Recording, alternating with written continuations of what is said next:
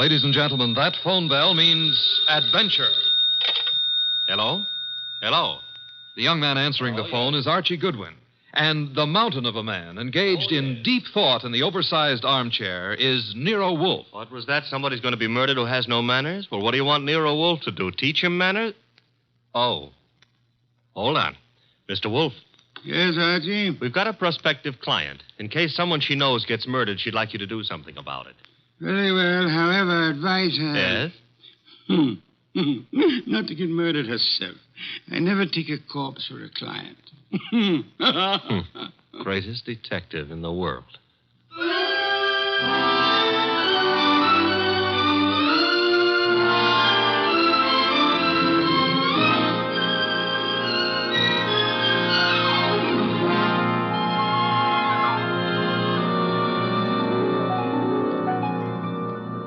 Yes, Archie is so right. He is the greatest detective in the world, and the fattest, and the least energetic.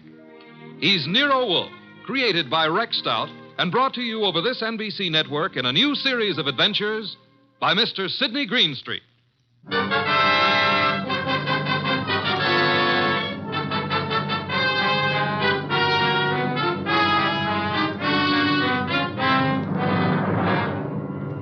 Tonight, it's the case of the Impolite Corpse. It began on a certain night at 8:40 when Walter Channing, an advertising executive, was dictating in his office to his charming secretary, Brenda Barkley. Brenda, take a memo. Yes, Mr. Channing. This is to be mimeographed and sent to the entire staff. The entire staff, yes, sir. Notice, effective at once, 1 hour lunch periods will be strictly enforced. Employees will post time of departure and time of return. Yes, what is it? Mr. Channing. Bennett, I'm busy. Well, I've got to see you, Mr. Channing. About this afternoon. This afternoon was unfortunate, Bennett, but it happened.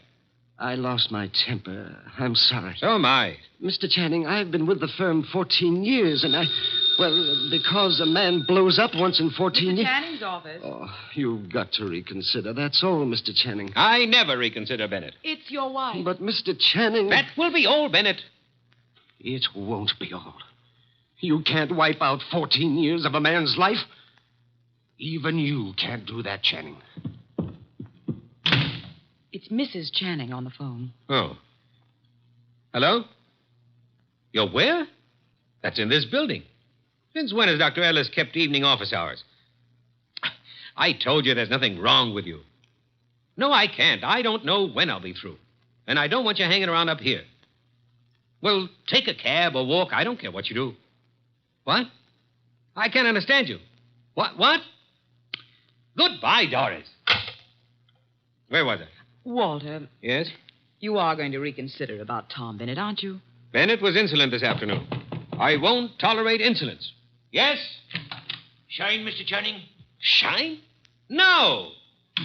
What's he doing down here this time of night? Half the staff's working overtime. Kelly's an enterprising shoeshine boy. Might have missed someone on his rounds this afternoon. Walter, about Tom Bennett. Forget Bennett. Oh, look, you upset the inkwell. Oh. Quick, blot the stuff. Yes, of course. Did any spill on you? Spot at my trouser cuff. Lucky it didn't get on the carpet. Walter, about Tom Bennett. I told you to forget Bennett. All right, Walter, all right. Though maybe you shouldn't. Maybe you'd be better off to use him as a model. A model? If he knows he's not wanted around here, he'll have the self-respect to get out. Meaning? Well, you've known for a long time you're not wanted. And you're still here. How you'd like to fire me. Denying that would be silly. I've been with this firm 15 years in January. Employees get a bonus of stock shares after 15 years' service. That's what I'm waiting for, and you know it. Suppose we get back to that memorandum. You'd like to get me out before I collect those shares, wouldn't you? I said let's get on with the memo. You'd be petty enough to do it, too, if you knew how. There may be a way. There isn't, and you know it. I'm too careful. You can't fire me without cause, and I've given you no cause, Walter. Nothing you can possibly dictate one of your vicious little memorandums about. Don't try my patience too far, Brenda. Walter, what? This can't be us talking like this, you and me hating each other. I find it remarkable there ever was anything between us except hate. Walter. I mean it. Look at you. You were flashy when I met you. You're getting flashier. That means cheaper, Brenda. Stop it. Too much lipstick? Too much rouge? Hair too bright? Dress too tight? You're trying too hard, Brenda. You're labeling yourself like a sound wagon. I wonder what it is that stops me from killing you. Cowardice, of course. Now, when you've stopped sniveling, we'll get on with a memorandum. You ready? Yes, I'm ready. Notice. In the interest of economy and efficiency, junior executives will confer in the conference room, not in private offices. Mid-afternoon coffee and personal phone calls and daily shoe shines will be eliminated.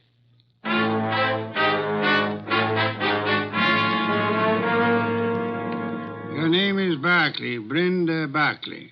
Very well, Miss Barkley. What can I do for you? Mr. Wolfe, I don't know how to begin. Well, maybe I can make this easier all around by briefing Mr. Wolfe on the Walter Channing case. Hey, that's funny. What? Violet eyes. I always thought they were something the poets made up. Archie. Huh? Oh, the Channing case, yes. One moment. Miss Barkley, look this way, please. To me, an eye is functional object found in mammals, birds, fish, potatoes, and horticulture. Thank you. Go on, Archie. Walter Channing was the boy wonder of advertising. At 33, executive vice president of Winslow, Hart, and Straightmeyer. Just 24 hours ago, they found him at his desk, shot through the heart. They? Who is they? A night porter and a shoe shine boy, is that right? Yes. He'd been dead about an hour. The bullet went through Channing, his desk chair, and lodged in the windowsill behind him. Police thought at first it was suicide. The gun? 38, found it on the floor, 10 feet away. No fingerprints, anyhow, no clear ones. Seldom are on a gun butt.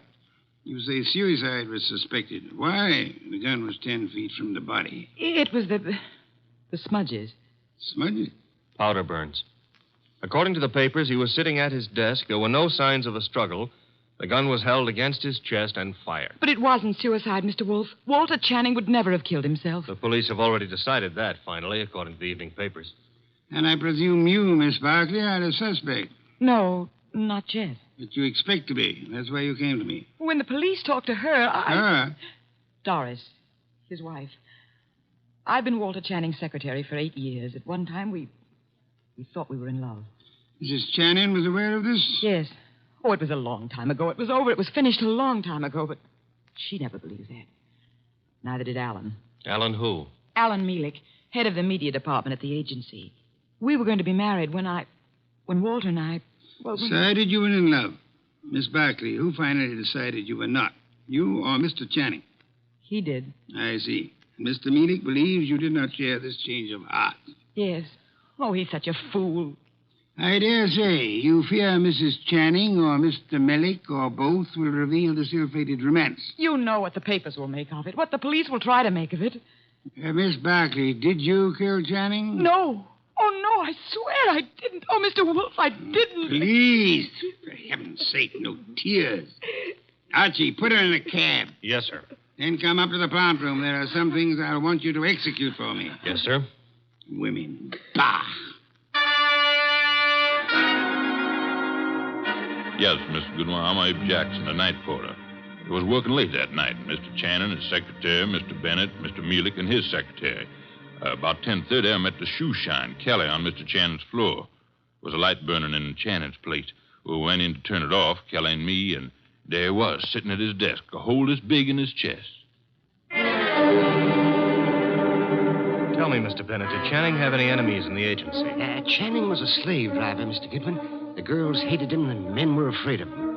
He'd send out memos like this one around. Here, take a look at it. It's typical. No coffee, no shoe shines, no office conferences. If you want my opinion, as one employee out of 150, whoever killed Walter Channing did the rest of us a favor. You're Amy Long, secretary to Alan Mielik. Now, what can you I can tell you plenty. How she jilted Mr. Mielik, took up with Mr. Channing, got thrown over by him. I wouldn't go so far as to say Brenda Barkley would murder anyone. But if she did, Walter Channing would be 1A. Channing Channing get his shoes shined by you? I called the agency man, sir. You know, it was Jackson and me found him. Everyone else had gone and left himself, poor soul, sitting at his desk, dead.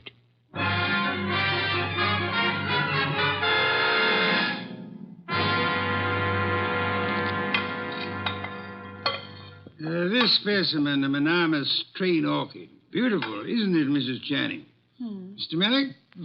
I could never quite like orchids. They have no smell, you know. It's pretty all right, but tulips are more in my line, Mr. Wolfe. Tulips, Mr. Millick? I had a stand of emperors this spring. Emperors, come in, Archie. Emperors, Mr. Millick? That's the name of a tulip, Mr. Wolfe. A peasant flower. I've heard of it, of course. Archie, Mrs. Channing, Mr. Millick, my assistant, Mr. Goodwin. Mr. Goodwin. I didn't know you had company. Mr. Wolfe asked us here to explain why Brenda Barkley is worried.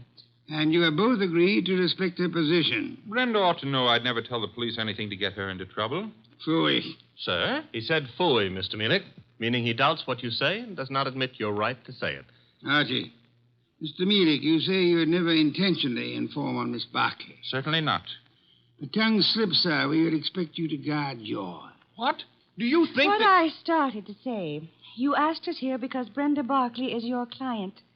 I despise Miss Barkley. Everyone knows that, and why.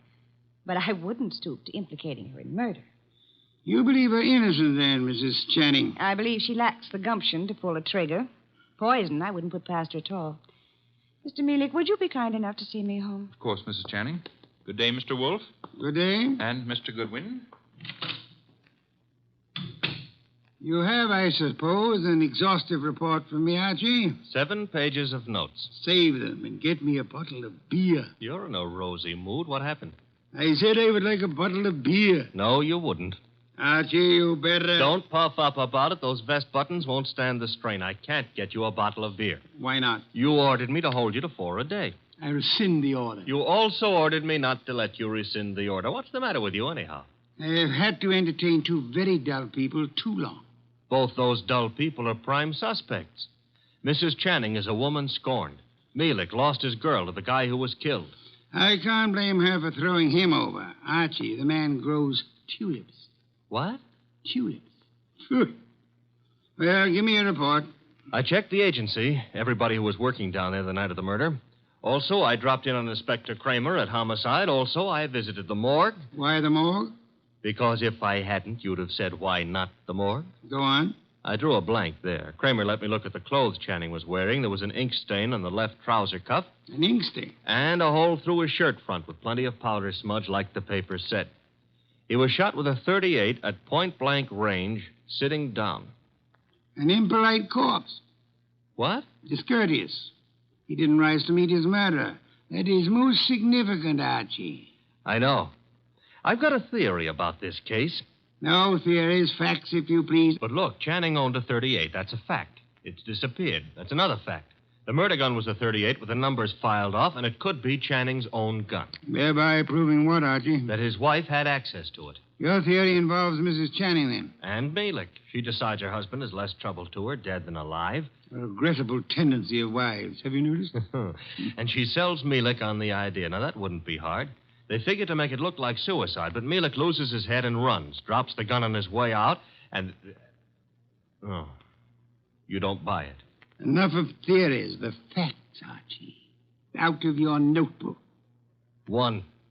9 people were on the scene that night, working late for one reason or another. Mrs. Channing tells me she was visiting a doctor's office in the same building, by the way. 2, every one of those people hated Channing. 3, here's a sample of why he wasn't popular. Memorandum. Dictated the night he was killed. The staff got it the next morning. A whip cracker, Mr. Channing. Fact 4, the ink stain on his trouser cuff was partly rubbed out. With what? Cleaner of some kind. I didn't get the brand. Fact 5, there's a spot on the carpet near Channing's chair. Spot of what? Ink? Blood? Looks like ink. It looks like ink. Well, I didn't analyze it on the spur of the moment. My chemical set isn't working so good, boss. Phooey. Archie, I want 2 things. Yes, sir? Get over to headquarters. The police have Channing's trousers. Suggest to Inspector Kramer that he have the stain analyzed. Suggest also that the spot on the carpet be analyzed at the same time. Be around him when the information arrives. This is Be Kind to the Police Week? Phooey. I never have sought to beat the police on matters of fact, only on interpretation, deduction. Get going. Oh, and Archie. Yes? When you return, I should discourse upon the sanctity of deskhood. The sanctity of what hood? Deskhood. Now be off with you, and please remember you're tracking a murderer. Don't stub your toe.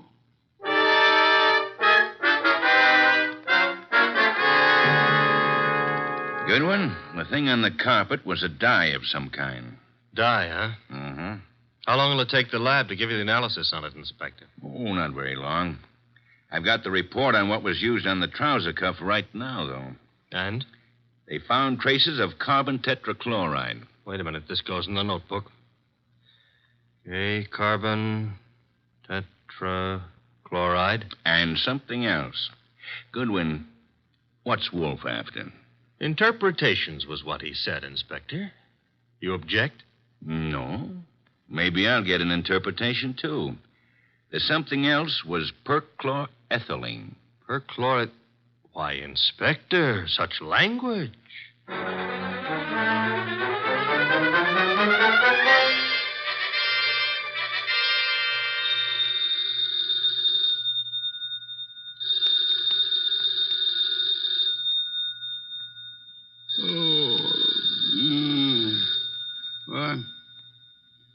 What? Archie. The phone. Oh, not back yet. Hello? Mr. Wolfe? Yes? This is Brenda Barkley. Oh, Mr. Wolfe. What is it, Miss Barkley? You've got to come to Mr. Channing's office right away, Mr. Wolfe. Mr. Goodwin has been to your office. Everything I need to know. You've got to come, Mr. Wolfe. Nonsense. I don't go out. My digestion disapproves of it. I disapprove of it. But, Mr. Goodwin, he's in danger. What's that? Terrible danger. He needs you here at once. Archie, danger. Let me talk to him. Please come. Hurry. What's happened? Hello. Sparkly. Fritz, get out of the car. Bring me my wool muffler and worsted vest. See if you can find my galoshes. Confound it, I've got to go out.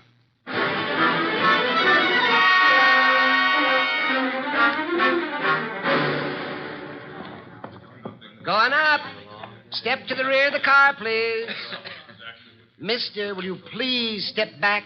I'm back as far as I can go. You are?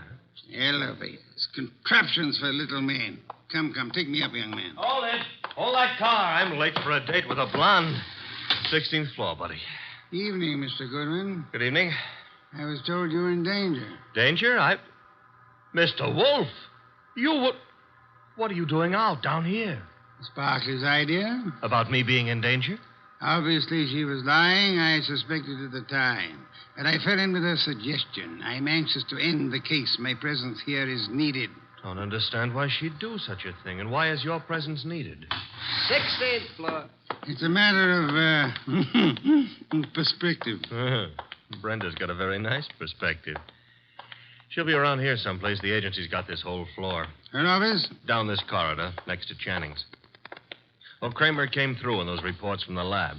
That smudge on the carpet wasn't ink. It was a dye. Powdered aniline. Brenda. Oh, Mr. Wolfe, thank heavens you're here. Hey, I'm here, too. The police, they questioned me again this afternoon. I'm so frightened, Mr. Wolfe. You've got to find the murderer before they... Baby, take it easy. Well, hello, Archie. Hello. What's the idea of trying to pull a fast one on Mr. Wolfe? Well, I just had to see him. Please understand. Is this Channing's office? Yes. You told him I was in danger. At last, the place to sit down. Well, I had to tell him something to get him down here. He's not happy. Are you comfortable there, sir? Miss Barkley, come here. Mr. Wolfe, I can explain. I thought if you were here, where it happened, I mean, if you could see for yourself, then you'd Young woman, there are many things I'd like to say to you. Oh, now, wait a minute. She was scared, boss. However, I am too short of breath to do them justice. Archie. Yes? Round up everyone concerned with this case. Right now? Including Mrs. Channing. Get them in here. Yes, sir. You help him, Miss Barkley, and close that window. Yes, Mr. Wolfe. Fresh air. I've had enough today, thanks to you, to last me a lifetime. If after all that exposure... I live a lifetime.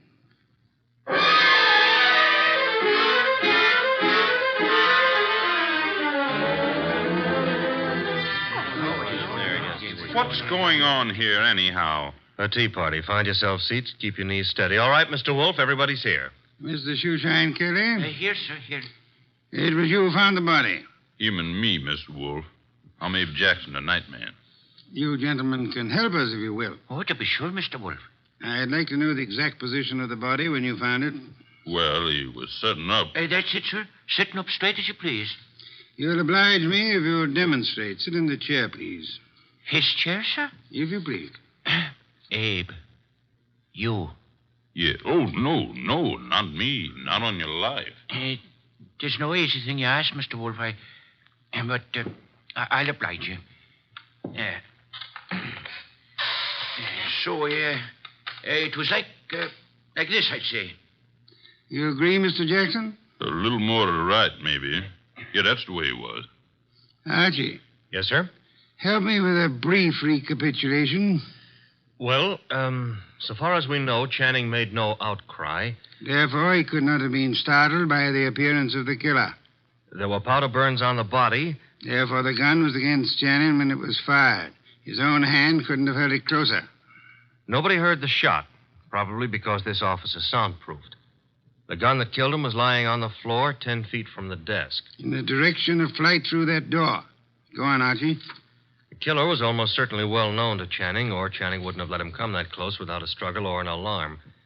Also, the killer had access to this office, another proof that he's not a stranger. One more point, if I may, Archie. The killer, he or she, is present here and now. Quiet, everyone.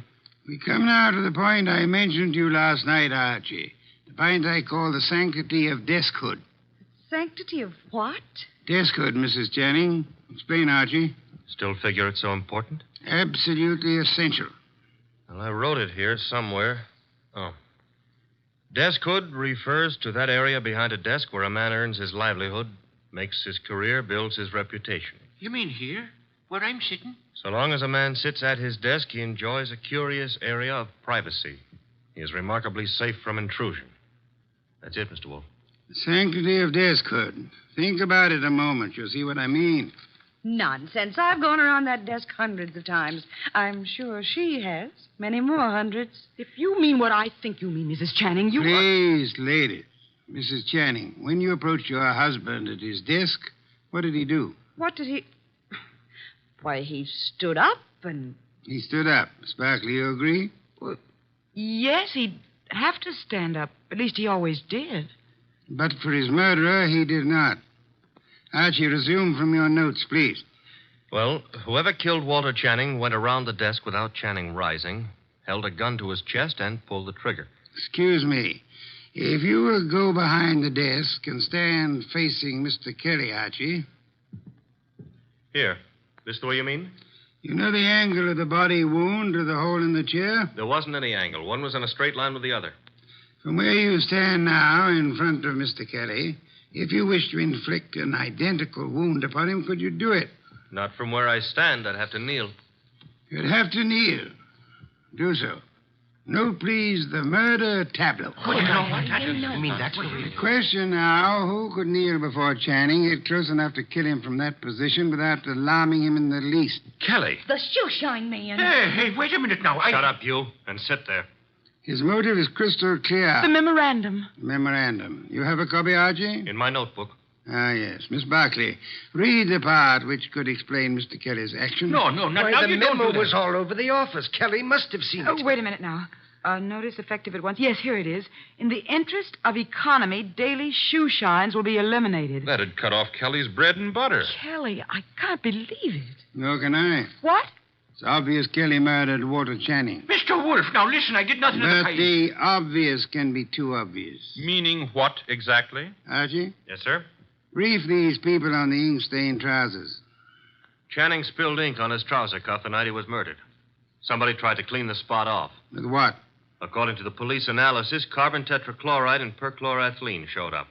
Both non-inflammable ingredients used in many commercial cleaners. Exactly what are you getting at, Mr. Wolfe? One moment, Mrs. Channing. Mr. Goodwin also has an analysis of the spot on the carpet behind the desk. Archie? A powder form of dye, aniline dye. Used in what, perhaps? Well, the lab suggested a shoe dressing. I got no powder dye. I swear I ain't, Mr. Wolfe. I'm sure you haven't, Mr. Kelly. You'll find this particular type of dressing is used on women's shoes, suede shoes, usually. I don't understand. Wait a minute. Yes, Archie? If a woman... Now, suppose a woman knelt in front of Channing to clean that ink spot off his trouser cuff. That smudge could have rubbed off the tip of her shoe onto the carpet. Exactly. I believe you'll find a typewriter cleaner contains tetrachloride and perchlorethylene. Something else just occurred to me. That memo was sent around the morning after Channing was killed. I never thought of that.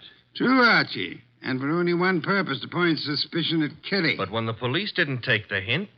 Go on, Archie. What then? Somebody else was brought down here who would.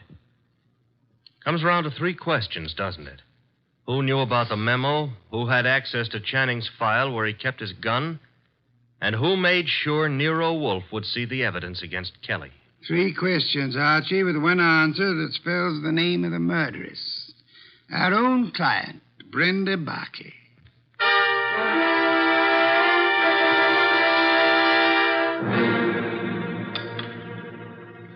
Steak, Archie, marinated. You like it?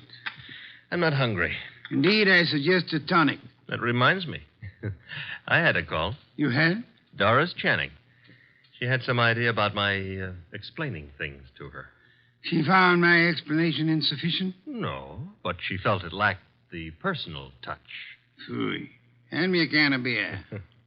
However, you do have the evening off. Yes, sir. Keep out of trouble. Doris Channing is a blonde. That is, try to keep out of trouble. In the company of a blonde who wants to. Good night, sir. Good night, Archie. Good night.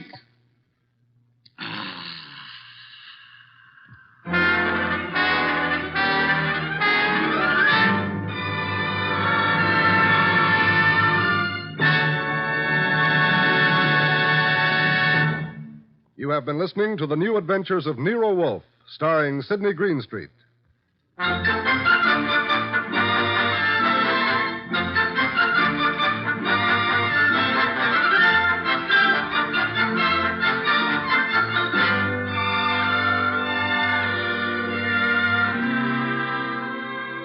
Tonight's transcribed story by William Kendall Clark was based on the characters created by Rex Stout. This is an Edwin Fadiman program produced and directed by J. Donald Wilson. In the cast were Larry Dobkin as Archie Goodwin, and Donald Morrison, Betty Lou Gerson, Bill Johnstone, Howard McNear, Mary Lansing, and Barney Phillips. Next week, at this same time, Nero Wolfe and Archie will bring you the case of The Girl Who Cried Wolf. John Storm speaking.